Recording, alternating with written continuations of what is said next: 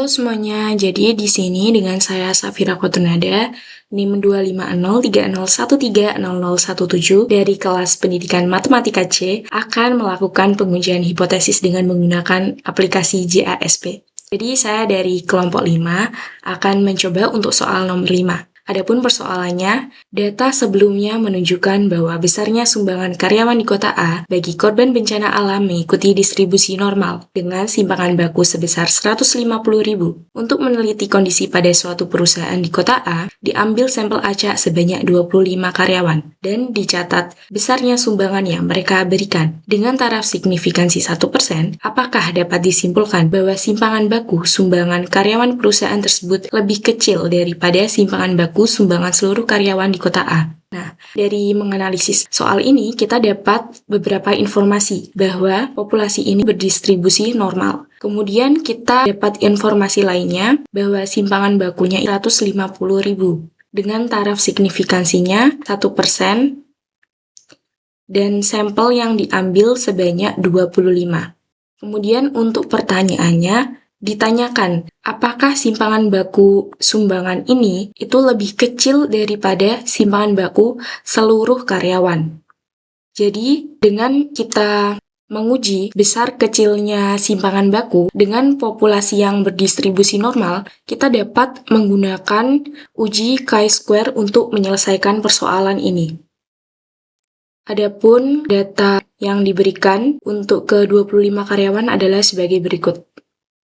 Jadi diketahui untuk N adalah banyaknya sampel, kemudian ada sigma 0 merupakan simpangan baku, alpha adalah taraf signifikansi, dan S kuadrat ini adalah variance sampel. Kemudian dari persoalan, kita tahu bahwa N atau banyaknya sampel yang diambil sebanyak 25. Adapun sigma 0-nya yaitu 150.000. Kemudian langkah pertama yang dapat kita lakukan adalah kita menentukan hipotesisnya.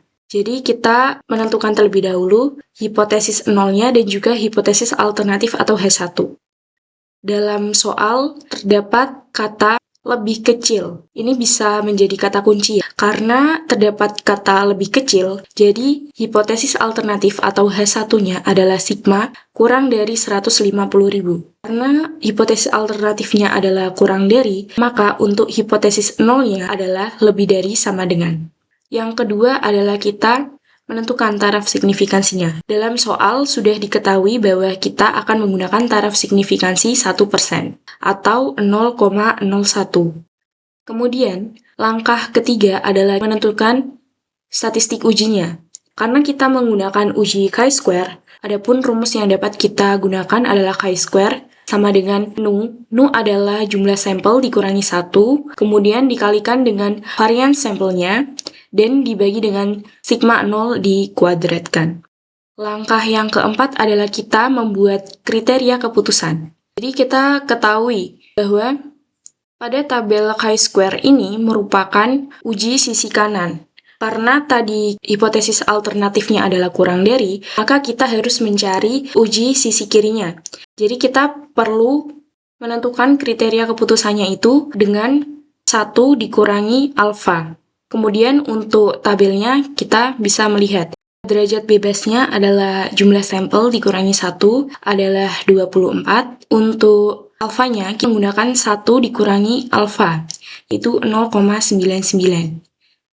Kita bisa melihat ya, bahwa batas yang diberikan berada pada 10,856.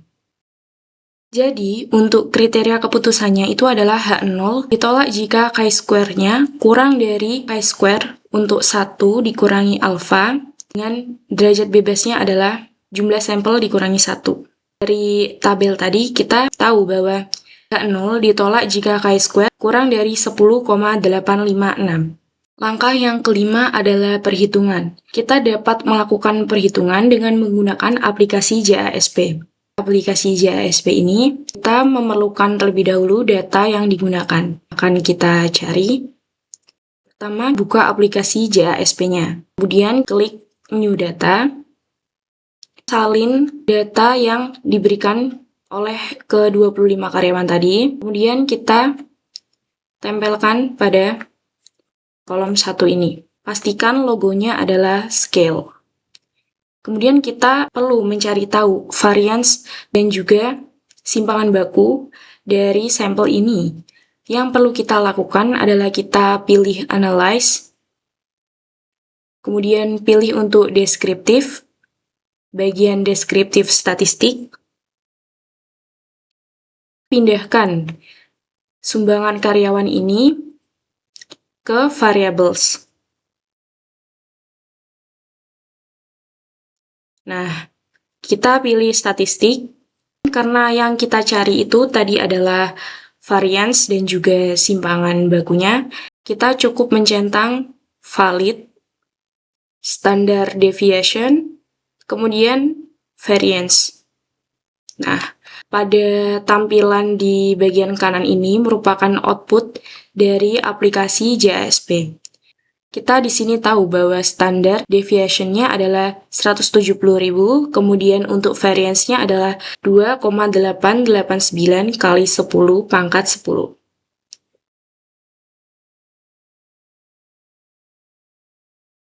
Kemudian kita dapat kembali pada soal.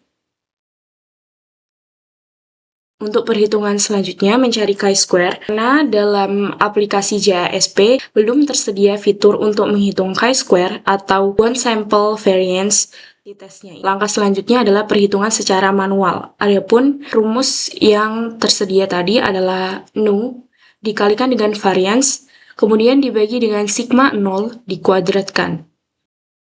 Sesuai dengan persoalan, kita tahu bahwa jumlah sampelnya adalah 25. Kemudian, dari perhitungan JASP, kita tahu bahwa variasinya adalah 2,889 dikali 10 pangkat 10. Untuk sigma 0-nya atau simpangan baku populasinya itu adalah 150.000, kemudian dikuadrat. Chi-square sama dengan 24 dikali 2,889 dikali 10 pangkat 10 bagi 150.000 dikuadratkan. Mendapatkan hasil 6,9336 dikali 10 pangkat 11 dibagi dengan 2,25 kali 10 pangkat 10. Hasil akhirnya adalah 30,816 atau mendekati dengan 30,82. Langkah yang keenam adalah menarik kesimpulan.